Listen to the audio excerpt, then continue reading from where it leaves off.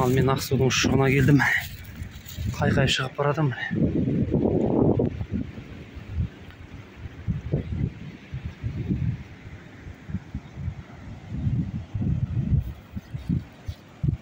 Су ағып жатыр. Мынау ұшықтың басы. Мына жақтың кісілер жүгіріп кетіп қалды. Біз алқынып жүре алмай, жете алмай келе жатырмыз. Бірақ жақындап қалдық енді.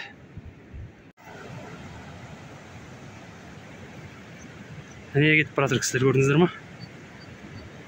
Басы бұлттап келе жатыр. Мен барғанша жаңбыр жауып кетер ме екен? Бірінші келген кісілер мынау қақпадан өтіп, анау неге көтеріледі ұшыққа саты салып қойды міне екеуіне де. Мына жерге саты салып қойды да, ақтық байлап өткеннен кейін ана жерге саты салып қойды. Бұрын ана жер тайғанақ болған. Ұшықтың суы не төбеден құйып тұр. Міне. Содан құйып тұрады да, енді қайтып астында ана екі кісі тұр ғой. Сол жерде кабина бар. Сол жерге көреді, мынау шатырларды тігіп қойған. Кісілер киініп шешінетін жер ғой. Міне осындай жағдай, мына кісілер міне кішкентай балалар ауру екен, екі баласы соны әкеп. Бәрі сол ауру, ТЦП, анау мынау. Сондай көбінесе балалар ауыратын кісілер келіп жатыр.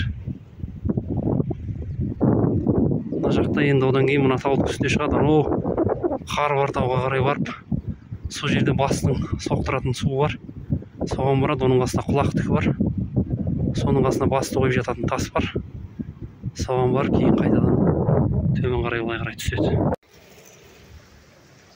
Лестницамен көтерілдік. Келдік. Мына очеред. Үш жерден төгіліп ұрып жатыр су. Мына кабинаның ішінде кісілер. Түрлі дауыстар шығып жатыр, естіп жатқан шығарсыздар. Міне. Ұшық деген осы міне. Астында қар жатыр.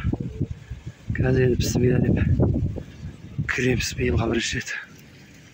Күн ашық, жаман емес. Бірақ салқын жел бар.